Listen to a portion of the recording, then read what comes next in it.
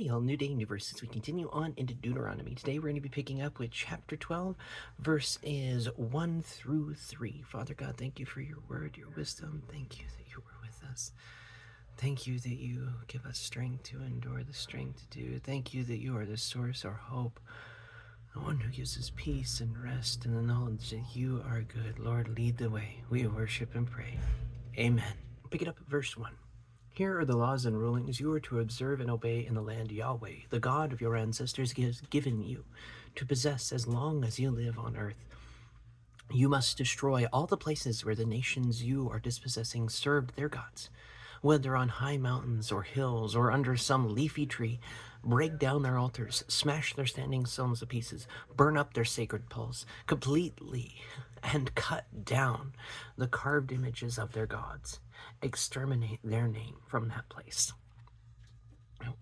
I wanted to pause here mostly because I've always found the holy wars, not sure what else to call them, kind of interesting, right? Because you have this time where most, the people of Israel, Joshua and everybody, they're told conquest the land, right, and to destroy. And it's like, okay, well, why would you say destroy here, and then the next chapter, maybe 2 later, go, and you're to make no covenant with it? Like, you can't make a covenant with a past tense person. You know what I mean? So it's kind of one of those, all right, so what does it mean then? And one of the things that comes to mind most to me is verses like this. Just like exterminate their names. Well, the names whose? The gods they're worshiping. Oh, so it's not supposed to be chasing after idols. Because, like, think about Egypt, Mesopotamia, think about those areas, right? They have a god for everything. Rome, Greece, and pick it.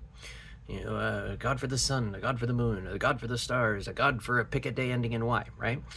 Instead of going to just the singular source. Instead of me having an intimate relationship, the one creative origin source, it becomes a committee. It becomes rulings and policies and a legalistic dance. You can do that, but only if you file this paperwork on this sign, we're doing this kind of thing. It just becomes monotony. The whole point of this wasn't to have the setup that was similar to the nations around them. It was meeting them where they are and taking them where they're meant to be. There's a reason the Torah says quite profusely that, the blood of the bulls and goats he does not want. Obedience is greater than sacrifice. Mercy, not sacrifice. Learn what these words mean, to intricately take them into our hearts. Because the horrific thing that even gets down to as we went through with the reading is that, well, they do certain things to their children that are horrific. Burning them up in the fire. They were committing debauchery on levels that are deeply concerning. And it's like, well, what does it matter? What does it matter to the person who's betrayed? You and I are a connected, intimate one. We stand together, and then betrayed and cut apart. Rendered to cinders. Oh, but I'm appeasing the gods. Crap-ass God if it doesn't care about us both. At that point, it's just playing favorites. And who gives a damn about that? What, one more popularity contest won by who can kiss the greatest amount of ass? It's not how God plays. That's not who Yahweh is. He reigns in the just and the unjust alike. He cares for all. He sees to us. He sees the need. He looks over us. That's who he is. And so being told that, hey, you need to destroy these places that pop up here and there and every other subtle sub thing because they're taking beauty and turning it into horror, because it's doing it with their lives, in trying to appease forces of nature that they're saying, oh, this must be God. And in guessing in the dark, they do horrific things because everyone does what is right in their own eyes. Kind of the pinnacle idea of what's in the center of these texts. As everything else kind of mirrors as is repeated. And one of the reasons that I liked pausing at 13:1 for the reading is because of the couplets form. These are the laws, what they do, the people you look after, the Levites, and then, right there. That beautiful form of digging in and looking at how each section mirrors the next section, looking at how it turns like a diamond to dig into truly what it is, to question why worshiping gods like that is horrific. Zeus, hey, I'm going to turn into a goose and shag a bunch of people. Wow, cool, that's horrifying. Can think of a couple places on the internet where that would be. Don't. Doesn't really make a god. Makes something else. You know, oh, going to trick and betray each other and be. Really? A superpowered version of a human being? Why? They can throw lightning, so can we with a Tesla coil. They can throw fire, so can we with flash paper.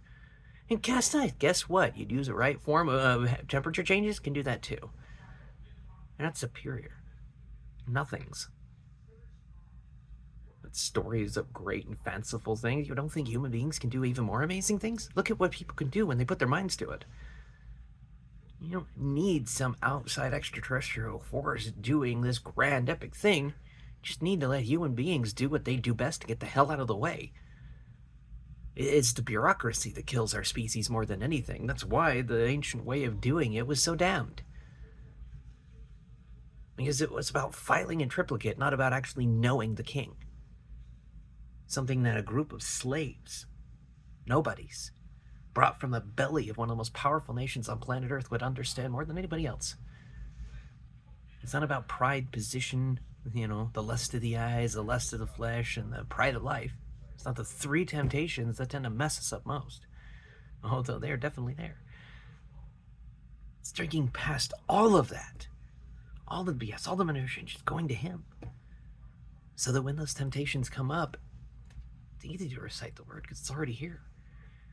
The intimate relationship of knowing that we've done away with all of the idols that have caused us to fall away. Those horrific distractions that make us stumble and fall. Things that we were never called to trip over, but we tend to do. And kick them when we do. Tripped over the rock, kicked the rock, angry at more. Why? Because I was holding on to the wrong thing.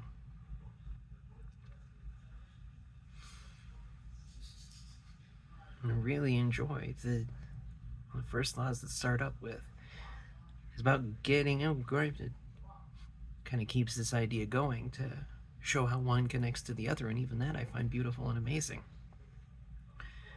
But that it starts right there with one of the very first words. No other gods before him, and he is God alone. Why deal in the thicket when we can know the true one? And I find that beautiful. It's not about random mountaintops and even that. They get the temple to know that one true God, one true place. And even after that, not about the place, but about the person. Because it's always been about the person, always been about relationship, always been about, here's the garden plan. Here's what went wrong. Here's what he's doing about it. So that the original plan, garden living, can be original plan. Like a side quest, dealing with sin, so that humanity can live. And letting him lead the way. That's the difference. Knowing that the real and more real that we live in, here in new creation focused living, only serves to refine us, change it, make us more whole. And it really does start with getting rid of all of those altar places and idol shams. Speaking for myself, it's not just the things that I had to get rid of, it was the image of me that I had to get rid of. The me I thought I had to be, the me that I was told I was supposed to be. I had to stop living for other people's definition, and I had to let God define me. And it's only in him defining me that I've understood how to live. Kind of have to start with a zero plane, right? For everything else to be square, there has to be a cornerstone, a line-up section to make everything square off of. If that's not cut zero square, then the whole bloody thing's gonna be off. But if you have a true zero cornerstone foundation, like Jesus, whether it be the archstone that keeps the entire archway in place, or the keystone foundation piece that everything else is built on, as long as that's correct, the rest will fall into alignment. As long as we're listening to the one who's building the temple. Singular bricks, whole temple. fit it into place. New kind of living, where our lives show that He's King. And that's the difference. Breaking down and smashing the things that were never meant to be, and exterminating false names that have tried to take control of our lives. Things like doubt and fear, worthless, worthy, hope, hopeless, words that try and define, but don't necessarily let us see the truth. That we're His kids, sons and daughters of the Most High, and that child like faith, that child position, that all of it, it's born out of receiving the gift of being born anew, born again, a spirit. Why baptism is so beautiful. Leaving the old self behind, leaving these idols dead. Our lives new by His hand. I know I bring it up a lot, but that is our story, isn't it? Was one way, now I'm another. The difference is Him. Because we got rid of the things that got in the way of hearing Him in the first place. Practical application, then I'll wrap it up because I get to go live it too, which I'm excited to do. Trying to have communication, be with your spouse, that whole side of things. Maybe put the naughty content away. And remember the love of your youth. Adore each other for a reason. Go back to those reasons. Our spouses, they're not boring. We get boring when we stop trying to grow. And a tree that does not pour forth fruit, especially when it's got leaves, well, we've seen what happens to it. It burned up and cast into the fire. The warning, we should all take heed. As He wants us to live differently. The choice is ours, whether or not we will. I pray that we do. So we can watch the whole world change simply by living as emissaries for a kingdom that is not of this world. May His favor be upon you. Know that you're loved. God willing,